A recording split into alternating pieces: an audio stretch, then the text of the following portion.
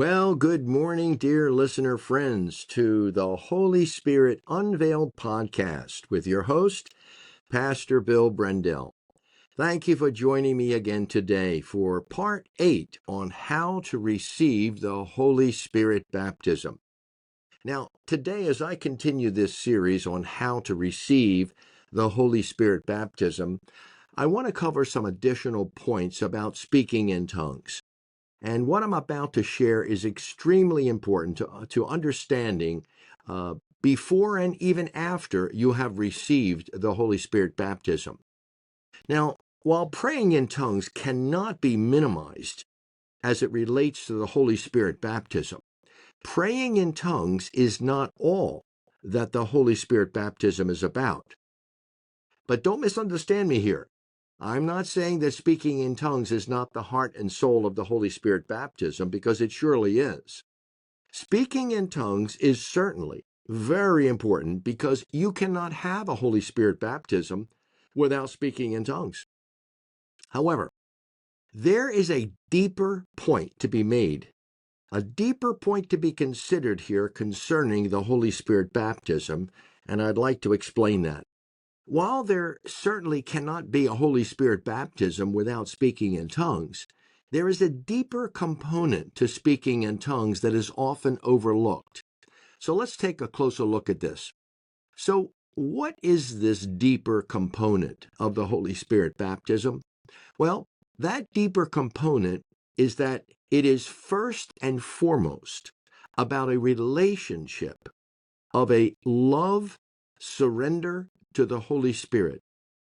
We must be willing to surrender ourselves to the Holy Spirit's power and authority, because the Holy Spirit baptism is about His sovereignty operating in us, not just the ability He gives us to speak in tongues. The Holy Spirit baptism should be a personal love and faith relationship with the Holy Spirit that stems from our love and faith relationship with the Father and the Son. The Holy Spirit language of tongues brings that relationship to the forefront of expression. And what is that relationship? The Holy Spirit baptism is a love relationship with the Father through the Son and by the Spirit. And speaking in tongues is a love language of the Spirit that comes with the Holy Spirit baptism. Once you receive the Holy Spirit baptism, you should sense a deeper and more intimate love relationship forming with the Father, the Son, and the Holy Spirit. Therefore, the Holy Spirit baptism isn't just the formation of sounds and syllables that are unintelligible. Yes, the formation of sounds and syllables is very important to the evidence of the Holy Spirit baptism, but those sounds and syllables don't merely flow from our voice and tongue. Those sacred sounds and syllables are formed from something deeper within. They are sacred sounds and syllables that flow from a personal love surrender to the Holy Spirit, who is already speaking within us.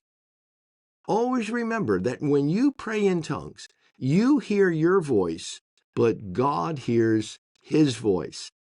Now, that doesn't mean you hear what the Holy Spirit is saying within yourself so that you can somehow repeat it in tongues. That's not the case at all. And that's not what I'm saying. So please don't misunderstand what I'm trying to say here. What the Holy Spirit is saying from within us, cannot be comprehended by human ability. That is why our speaking in tongues is expressed in mysteries unto God, according to 1 Corinthians 14:2. We are communicating with God on a deeper spiritual level that cannot be comprehended with human ability. We speak by the Spirit, in the Spirit, and with the Spirit, and yet we don't understand any of it, but God understands it perfectly, because it is His voice we are miraculously uttering.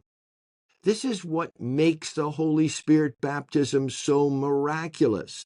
It was miraculous on the day of Pentecost, and it is still miraculous for every born-again believer today.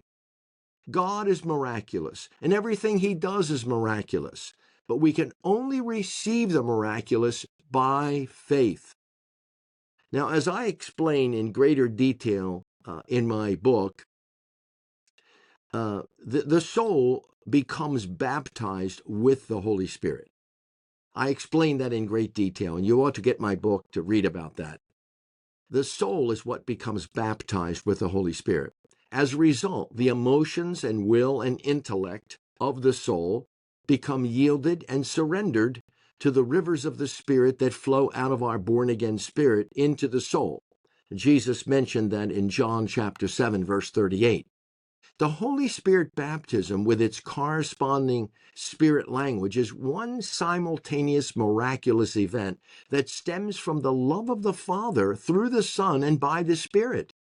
If you have a desire to be baptized with the Holy Spirit, it is because He is giving you that desire. He is giving you that desire out of a love relationship you already have with Him through Christ. So the Holy Spirit baptism doesn't occur because you have some sort of fascination with speaking in tongues. It occurs because you are in love with Jesus, who is the baptizer, according to Matthew chapter 3, verse 11. God is love, and every aspect of every experience we have with God arises from a love relationship with the Father, the Son, and the Holy Spirit. So the whole experience of the Holy Spirit baptism is a love relationship out of a surrender by faith. I am not in love with speaking in tongues, and you shouldn't be either. I am in love with the one who has baptized me with the Holy Spirit so that I can speak in tongues. To be in love with the Father is to be in love with the Son, and to be in love with the Son is to be in love with His Holy Spirit.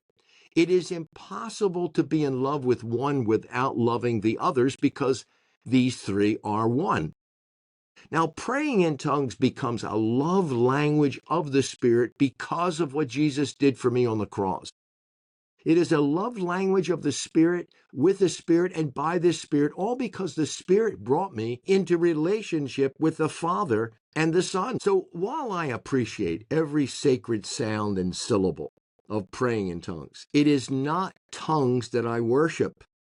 It is the Father, the Son, and the Holy Spirit that I love and worship. My ability to pray in tongues is not my main focus. It is the Lord who is my main focus. I commune with the Holy Spirit as I pray out of a love-surrendered relationship.